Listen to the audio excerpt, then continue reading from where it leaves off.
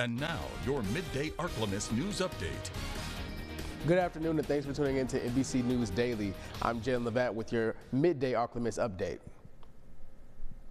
In Ruston, a traffic stop led to the arrest of a man wanted for child pornography and sexual abuse of animals. Brandon Brannigan was arrested earlier this week by Lincoln Parish Sheriff's deputies. During the stop, deputies learned Brannigan was wanted for 34 counts of possession of child porn under the age of 13, 7 counts of possession of child porn, and 13 counts of sexual abuse of animals.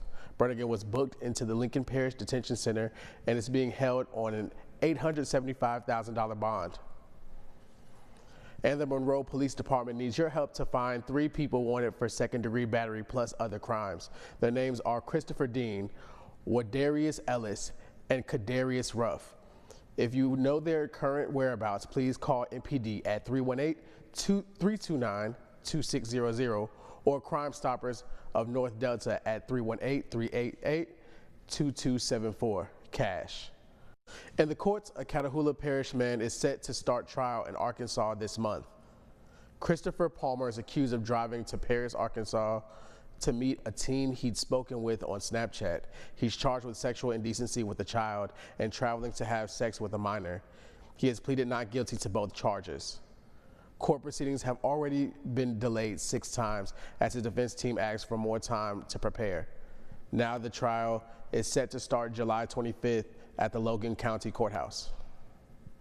Continuing our coverage of the Texas floods, some Louisiana agencies drove to Texas Tuesday to help in relief efforts. NBC 10's Abby Price gives us more details. Tuesday morning, several North and Central Louisiana fire departments headed over to Texas to aid in flash flood recovery efforts. In the early morning hours of July 4th, Central Texas was hit with a shocking and sudden flash flood when the Guadalupe River surged over 20 feet. Now, over a week later, recovery efforts continue, and some Louisiana fire departments are doing their part to assist in that recovery. So we're deploying to Texas to assist in the ongoing flooding crisis there. We're forming LA Task Force 4 with also some help from LA Task Force 3. Not only were there departments from Ouachita Parish going to Texas, but also departments from across the northern and central part of Louisiana.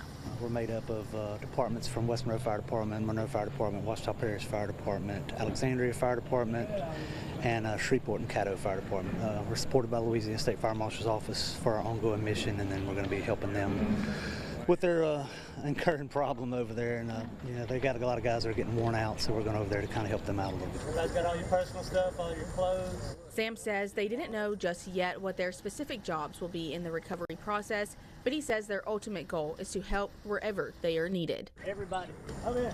All these guys are highly trained. They go to schools year-round to do this work, and you know, to be able to utilize their skills in the field is really good for them, and they just want to help, and that just help with the recovery efforts. And I can't imagine what they're going through over there now, so we're just here to support. And now, exclusive Storm Tracker Doppler weather with meteorologist Chase Ward. It's going to be very hot and humid for this afternoon. We're going to see just a few passing clouds. Temperatures will be pushing to upper 90s. Heat index will be climbing above 105. Just be careful, stay hydrated, take frequent breaks from your work or any exercise. Later on tonight, it's not going to feel still all that great. It's still muggy. We'll be in the mid-70s for our lows. And then by tomorrow, we'll still be allowed to push near the upper 90s prior to some scattered storms that will be developing later on into the afternoon, evening hours. And they'll kind of progress near the overnight point. But by that point, we'll kind of start to see them dissipate a little bit, but we will see an uptick in our rain chances due to the fact we do have a tropical disturbance which will be making its way into northern Gulf towards the late week. So tonight we fall to mid-70s, still muggy. Then for tomorrow, our temperatures will be in the upper 90s, and then late week we will actually have a chance to see temperatures cool down a tad bit to the lower 90s thanks to these showers and thunderstorms. And then as we head on into next week, we'll gradually start to clear out. Temperatures will be on the climb to the upper 90s, so heat safety no doubt needs to be the topic of headline, not just for today and tomorrow, but it's still looking more long-term to next week as we still settle into the dog days of summer. Overnight lows will continue mostly mid-70s.